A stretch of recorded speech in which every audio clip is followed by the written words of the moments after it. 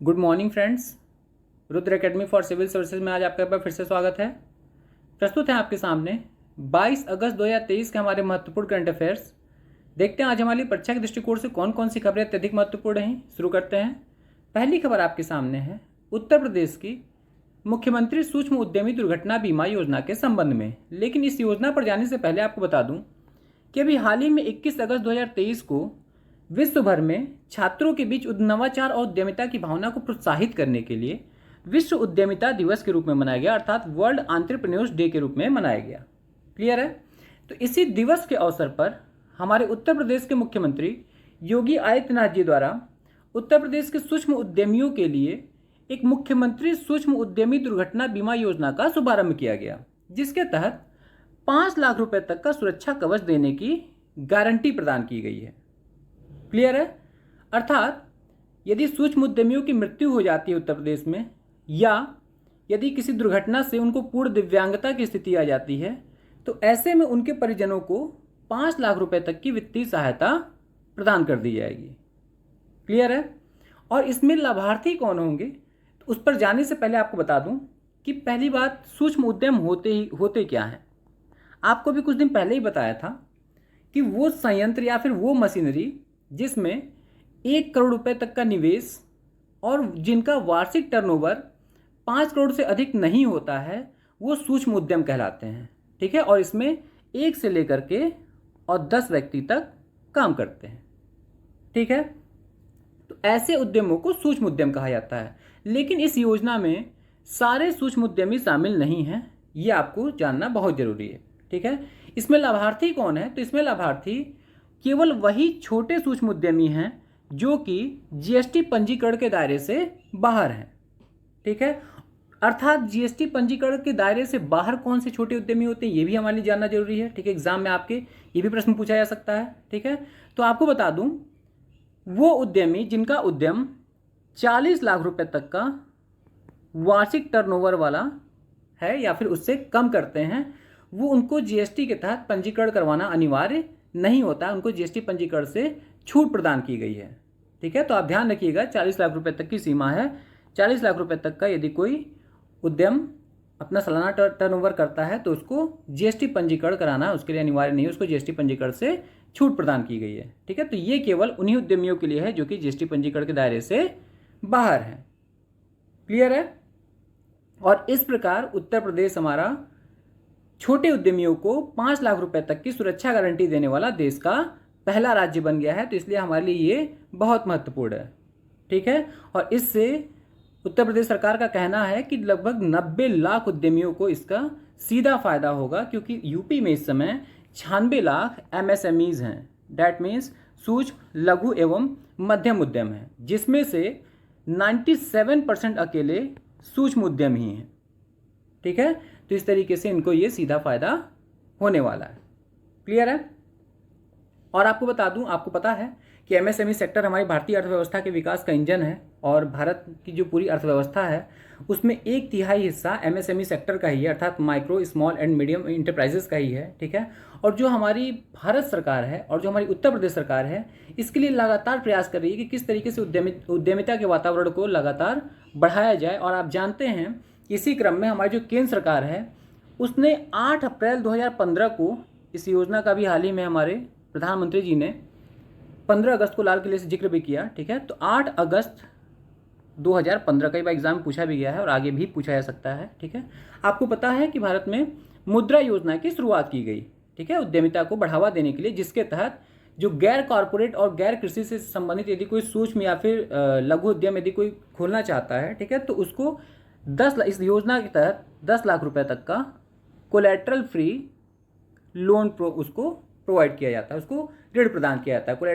Collateral free का मतलब कि उसको कुछ भी इसके बदले गिरवी नहीं रखना पड़ता है। ठीक है।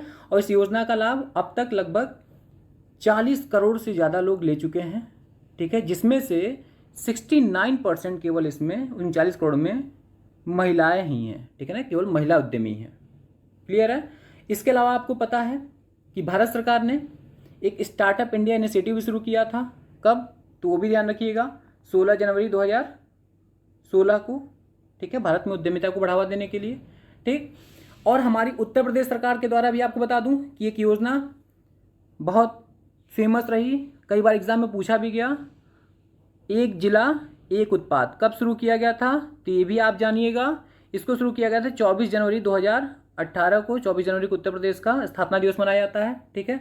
और एक और योजना उत्तर प्रदेश सरकार द्वारा शुरू की, विश्वकर्मा श्रम सम्मान योजना। तो आपको एग्जाम यदि पूछा जाए तो आप गलत ना करिएगा, ठीक है। और इन योजनाओं का परिणाम क्या हुआ कि हमारे भारत में जो इकोसिस्टम है, स्टार्टअप का जो इकोसिस्टम है, उसमें हम पूरे वर्ल्ड में आज तीसरे नंबर पर हैं। यूएसए पहले नंबर पर है, फिर चाइना और तीसरे नंबर पर हम हैं। और भारत में आज लगभग 90,000 स्टार्टअप और 107 यूनिकॉर्न कंपनियां इस समय कार्यरत हैं। क्लियर है? तो यहाँ से यदि एग्जाम में कुछ भी पूछा जाए तो आप गलत ना करिएगा, ठीक है। इसके अलावा इसी अवसर पर हमारे मुख्यमंत्री जी द्वारा झांसी, संभल और हापुड़ में सरकारी मदद से जो निजी औद्योगिक पार्क स्थापित किए जा रहे हैं उत्तर प्रदेश में औद्योगिक क्षेत्र के विस्तार के लिए, तो उसके लिए जो एक प्लेज जो योजना आई है, ठीक है, जिसके तहत ये प्लेज पार्क स्थापित किए जा रहे हैं, इसका फुल फॉर्म है promoting leadership and enterprise for development of growth engines, ठीक है ना। तो इस प्लेज योजना के तहत ये जो प्लेज पार्क आपके स्थापित किए जाएंगे झांसी, संभल और हापुड़ में, इसके लिए उन्होंने 1,137 लाख रुपए का प्रथम किस्त का वितरण किया है, ठीक है। और इस योजना के तहत उत्तर प्रदेश के विभिन्न जिलों में, जैसे लखनऊ में, सहारनपुर में, कानपुर में, जगह जगह पर ये प्लेस पार्क आपके स्थापित किए जा रहे हैं, ठीक है। किसके द्वारा? निजी उद्यमियों के द्वारा, ठीक है, या फिर निजी कुछ लोगों के समूह के द्वारा, ठीक है ना। और उसमें सरकार सहायता कर रही है, ओके। और आपको बता दूं, इसके तहत यदि कोई भी प्लेस पार्क स्थापित करने के लिए कहीं भी यदि कोई ज़मीन खरीदता है तो उसको उस ज़मीन की खरीद पर 100% तक की स्टाम्प ड्यूटी से छूट प्रदान की गई है, ठीक है। आप जानते हैं स्टाम्प ड्यूटी क्या होती है? ये एक प्रकार का टैक्स होता है जो कि किसी भी संपत्ति की खरीद बिक्री के पर लगाया जाता है, ठीक है। तो भूमि पंजीकरण पर भी ये स्टाम्प ड्यूटी लगाया जाता है। उत्तर प्रदेश में 7% लगाया जाता है मेल्स के लिए और 6% फीमेल्स के लिए लगाया जाता है। तो इसमें यदि कोई इस प्लेस पार्क को स्थापित करने के लिए यदि भूमि खरीदता है तो उसको ये स्टाम्प ड्यूटी से कम्प्लीटली 100% उसको छूट प्रदान कर दी गई है, ठीक है। और हमारी जो उत्तर प्रदेश सरकार है, इसके वित्तीयन के लिए इस प्लेस पार्क नामक योजना की वित्तीयन के लिए सिडबी के साथ, ठीक है, समझौता ज्ञापन पर हस्ताक्षर की है। ये भी बात आप ध्यान रखिएगा, क्लियर है। और जून में, ये भी आपका करंट अफेयर्स में चर्चा में था, प्लेज स्कीम के तहत पहला जो हार्डवेयर पार्क था वो आपका अलीगढ़ में खोला गया था। तो ये भी बात आप ध्यान रखिएगा, ठीक है। आगे बढ़ते हैं। अगली आपके सामने खबर है कि भारत का जो विदेशी व्यापार है उसके संबंध में एक ग्लोबल ट्रेंड रिसर्च इनिशिएटिव द्वारा एक रिपोर्ट जारी की गई है, जिसने ये बताया है कि भारत का विदेशी व्यापार, उसमें वस्तु और सेवाएं दोनों शामिल हैं, ठीक है, उन दोनों का कुल आयात और निर्यात शामिल है। वो 2023 की पहली छमाही में, अर्थात जनवरी 2023 से लेकर के और जून 2023 के बीच 800 अरब डॉलर के पार पहुंच गया है। 800.9 अरब डॉलर हो गया है, क्लियर है। दैट मीन्स हम लोगों ने कुल निर्यात कितने का किया इस दौरान? कुल निर्यात किया 385.4 अरब डॉलर का, जबकि जो हम लोगों ने आयात किया वो 415.5 अरब डॉलर का किया। यानी हमारा व्यापार घाटा ही हुआ, हमने आयात ज़्यादा किया जबकि निर्यात कम किया, ठीक है। और यदि हम कुल आयात और निर्यात की बात करें तो ये जो कुल आयात और निर्यात है ये पिछले साल की, ये इसी दौरान की जो छमाही थी, मतलब जनवरी 2022 से लेकर के जून 2022 तक की जो छमाही थी, उससे यदि हम कंपेयर करें तो इस बार की छमाही में हमारा जो ये आयात और निर्यात है, जो हमारा विदेशी व्यापार है, वो घटा है, वो 2.5% घटा है, ठीक है। ये भी आप ध्यान रखिएगा, ठीक है। और इस बार कितना रहा? तो ये तो बहुत महत्वपूर्ण है, 800.9 अरब डॉलर, ठीक है। और ये जो हमारा 385.4 अरब डॉलर का जो निर्यात रहा, इसमें हमारा निर्यात पिछली बार की अपेक्षा इंक्रीज हुआ है, ठीक है ना। कितना? 1.5% की रेट से, ठीक है ना। जबकि यदि हम आयात की बात करें तो ये हमारा डिक्रीज हुआ है 5.9% की दर से। तो ये हमारे लिए अच्छी खबर है, ठीक है। और चूंकि विश्व भर में वैश्विक मांग में मंदी देखी जा रही है, लेकिन उसके बावजूद अद्भुत रूप से जो हमारा सेवा क्षेत्र है उसका निर्यात इस दौरान 17.7% बढ़ गया, ठीक है। और कुल हम लोगों ने सेवाओं का जो निर्यात किया वो 166.7 अरब डॉलर का केवल हम लोगों ने सेवाओं का निर्यात किया, ठीक है। और यदि हम लोग वस्तुओं के निर्यात की बात करें तो इस दौरान जो हमारा वस्तुओं का निर्यात है वो 8.1% घटा है और कुल हम लोगों ने 218.7 अरब डॉलर का वस्तुओं का निर्यात किया। क्लियर है। और यदि आयात की बात करें तो हम लोगों ने सेवाओं का जो आयात है वो 89.8 अरब डॉलर का सेवाओं का आयात किया। ठीक है, और ये भी बढ़ा है, लेकिन ये 3.7% की दर से बढ़ा है। ठीक है ना, मतलब ये देखिए निर्यात तो हमारा 17.7% की दर से सेवाओं का बढ़ा है, लेकिन जो हमारा आयात है वो हमारा केवल 3.7% की दर से ही बढ़ा है, तो ये हमारे लिए अच्छी खबर है। ठीक है, और यदि वस्तुओं के आयात की बात करें तो वो भी हमारा कम हुआ है 8.3% की दर से, और वस्तुओं का आयात हमारा इस दौरान 325.7 अरब डॉलर का रहा।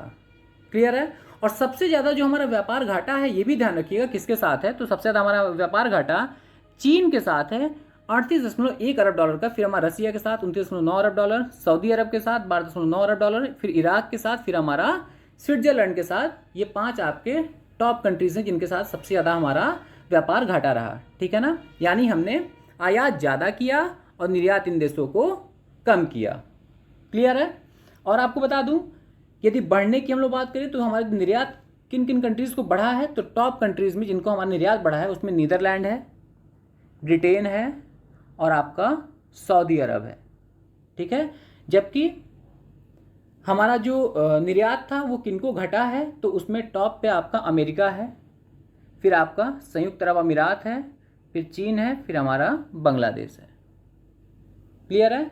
तो इतनी चीज़ें आप ध्यान रखिएगा, यहाँ से एग्जाम में आपसे कोई भी प्रश्न पूछा जा सकता है। और एक और महत्वपूर्ण खबर थी इसी में, इस छमाही में हमने लगभग 7.5 अरब डॉलर रुपए का, केवल हमने क्या किया, 7.5 अरब डॉलर का हमने स्मार्टफोन का निर्यात किया है। ठीक है, जबकि इसी छमाही में यदि हम पिछली बार की बात करें, मतलब जनवरी 2022 से लेकर जून 2022 तक यदि हम बात करें, तो उस दौरान हमने केवल 2.5 अरब डॉलर का ही स्मार्टफोन का निर्यात किया था। क्लियर है। तो ये चीज़ आप ध्यान रखिएगा, एग्जाम में यहाँ से कोई प्रश्न पूछा जाए तो गलत नहीं होना चाहिए। क्लियर है।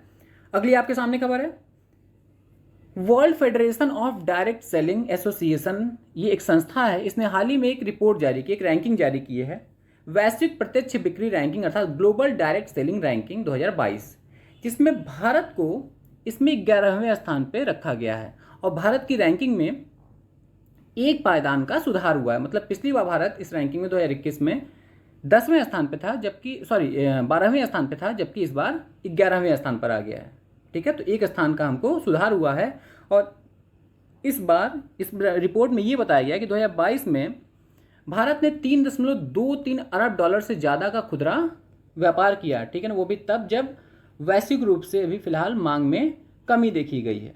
ठीक है, और वैश्विक रूप से जो खुदरा बिक्री है उसमें 2022 में 2021 की अपेक्षा कमी आई है, लेकिन इस कमी के बावजूद भी भारत ज़्यादा, पिछले 2021 के मुकाबले भारत ने ज़्यादा यहाँ से खुदरा कारोबार किया। ठीक है ना, अब ये खुदरा कारोबार क्या होता है ये हमारे लिए जानना बहुत ज़रूरी है। ठीक है ना, देखिए बेसिकली होता क्या है, आपको पहले बताऊँ डायरेक्ट सेलिंग क्या होती है। ठीक है, ये बहुत ही आसान तरीका है बिजनेस करने का।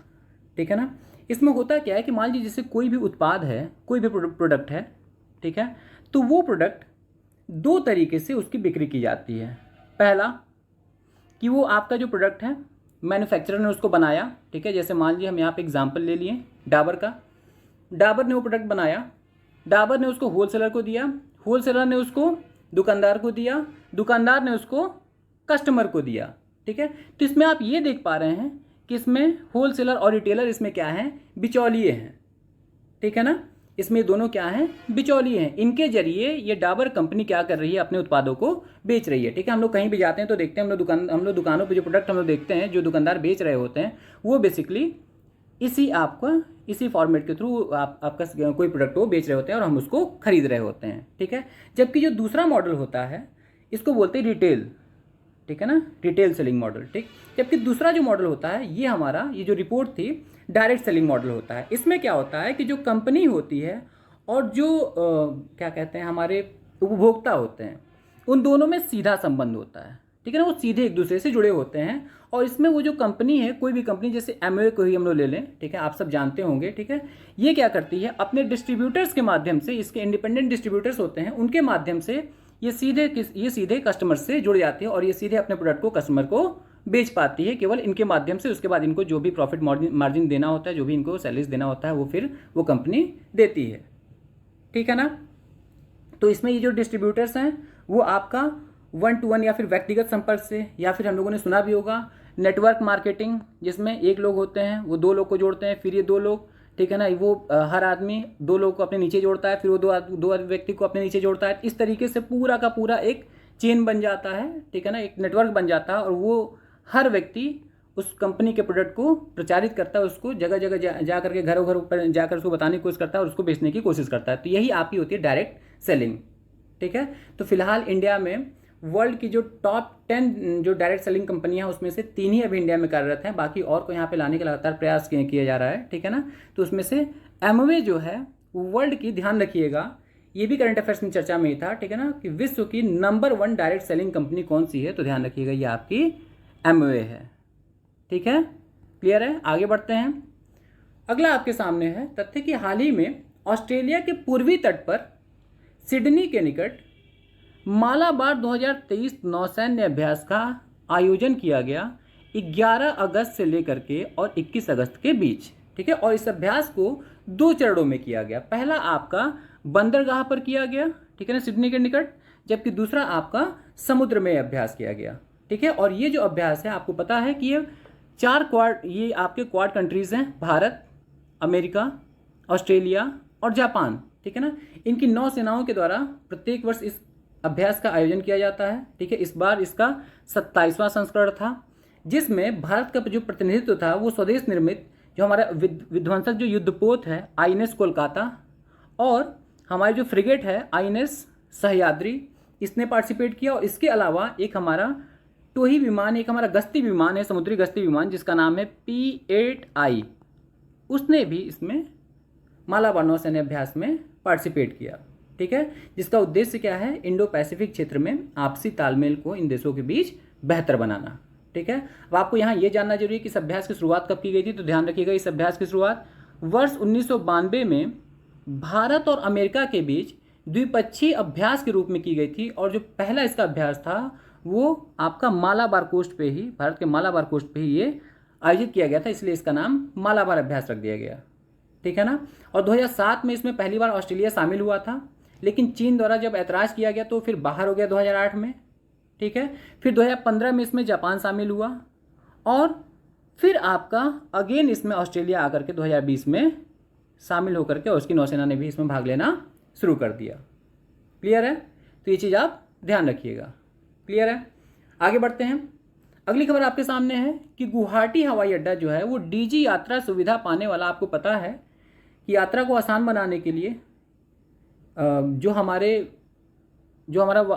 ये एविएशन जो मिनिस्ट्री है वो क्या कर रहा है कि जगह जगह पे जो हमारे हवाई अड्डे हैं वहाँ पे DG यात्रा सुविधा का विस्तार कर रहा है। इसके तहत किया क्या जाता है, जो मैनुअल जो चेकिंग होती है, जो पहले आदमी चेक करते थे जगह जगह पे, जो सिक्योरिटी गार्ड होते थे वो चेक करते थे, उसको अब वो सारा का सारा काम बायोमेट्रिक से हो जाएगा। ठीक है। वो फेस रिकग्निशन जगह जगह मशीनें लगी रहेंगी, और उसके थ्रू ये जो लंबी लंबी कतारें लगती थी अब उससे आसानी से छुटकारा मिल जाएगा यात्रियों को। ठीक है ना। तो ये DG यात्रा सुविधा पाने वाला पूर्वोत्तर का जो पहला हवाई अड्डा बना है वो ध्यान रखिएगा गुवाहाटी हवाई अड्डा बना है, जिसको किस नाम से जानते हैं, तो ध्यान रखिएगा लोकप्रिय गोपीनाथ बोरदोलोई अंतर्राष्ट्रीय हवाई अड्डा के रूप में इसको जाना जाता है। ठीक है। और यदि ये पूछा जाए कि DG यात्रा सुविधा पाने वाला भारत का पहला अंतर्राष्ट्रीय हवाई अड्डा कौन सा बना था, तो ये भी ध्यान रखिएगा दिसंबर 2022 में बना था इंदिरा गांधी अंतर्राष्ट्रीय हवाई अड्डा नई दिल्ली का।